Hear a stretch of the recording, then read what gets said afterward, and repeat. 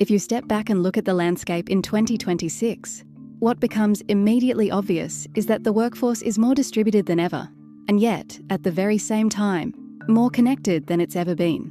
Financial institutions operate across multiple regions, often across multiple continents, and within those offices, they're bringing in early careers professionals with the intention of integrating them quickly, developing them properly, and making them part of the long-term fabric of the organisation. And yet, alongside that expansion, complexity has intensified.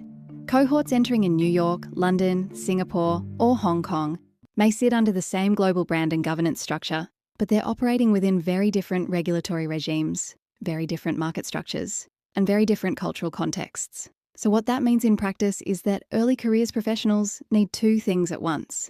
They need a shared global understanding of how their institution works, how capital flows through it, how risk is framed, how governance is applied, and at the same time, they need to understand the nuances of the environment they actually sit in.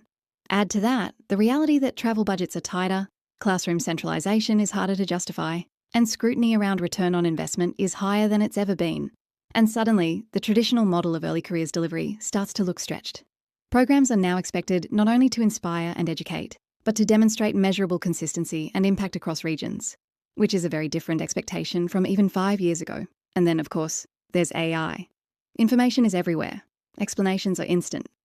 But what institutions are now realising is that access to information isn't the differentiator, judgment is. Governance is. Ethical consistency is. So when you look at all of this together, global dispersion, regulatory variation, cost pressure, AI abundance, cross-border collaboration, you begin to see that early careers development in 2026 can't rely on legacy structures that were designed for a different era. It needs to be deliberately constructed. At the heart of any global early careers program, there has to be a consistent foundation. Without it, everything else begins to drift. Professionals entering a global institution must develop a shared understanding of the core mechanics of finance, how capital is allocated, how liquidity is managed, how balance sheets function, how risk is categorised and escalated, and how compliance is embedded into day-to-day decision-making. These aren't regional concepts, they're systemic concepts. And if they aren't understood coherently across offices, collaboration inevitably weakens. And what also tends to happen, almost quietly at first, is that variability creeps in. Not because talent differs, but because exposure differs.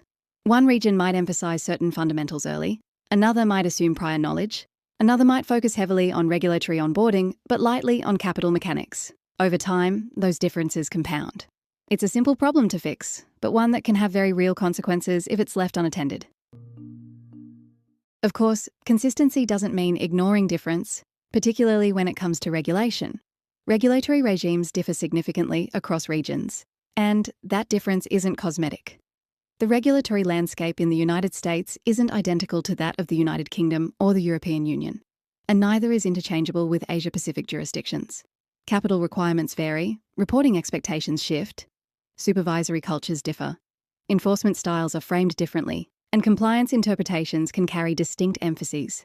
So what early careers professionals are navigating, whether they fully realise it or not, is a dual obligation. They must understand the global standards of their institution, the risk philosophy, the governance principles, and the compliance expectations that apply everywhere. And they must also understand the specific regulatory environment in which they're operating day to day. If learning remains purely global, without regional application, it risks becoming abstract. If it becomes overly localised, without reference to shared institutional principles, it risks fragmenting coherence. The balance matters. Embedding regulatory nuance early ensures that professionals aren't just memorising frameworks, but internalising how those frameworks operate within their own jurisdiction, which in turn strengthens confidence and reduces ambiguity when real decisions have to be made. As important as regulation is, it isn't the only differentiator. Market structure itself varies in ways that materially affect how early careers professionals develop. The depth and maturity of capital markets aren't uniform across the world. In some regions, professionals may be exposed early to highly structured transactions, complex derivatives, and sophisticated institutional clients. In others, the dominant experience may centre around lending portfolios, advisory relationships, or wealth management frameworks. Product distribution models differ.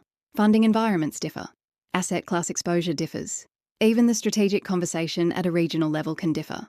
One office may be operating in growth mode, Another may be navigating capital constraint or regulatory tightening. For example, a graduate in one geography might find themselves immersed in counterparty credit exposure from week one, discussing structured instruments and collateral management, while a peer elsewhere might be primarily concerned with balance sheet dynamics and client advisory conversations. The underlying principles are shared, but the daily application looks very different. If early careers programs ignore these contextual realities, learning can begin to feel disconnected from lived experience. Professionals may understand a concept in principle, yet struggle to see how it manifests in their own environment. So while global consistency remains essential, contextual layering is what makes that consistency meaningful. When you step back and look at all of this together, the tension becomes clear. Global standards must be protected. Local nuance must be respected. Lean too far in either direction and something will break.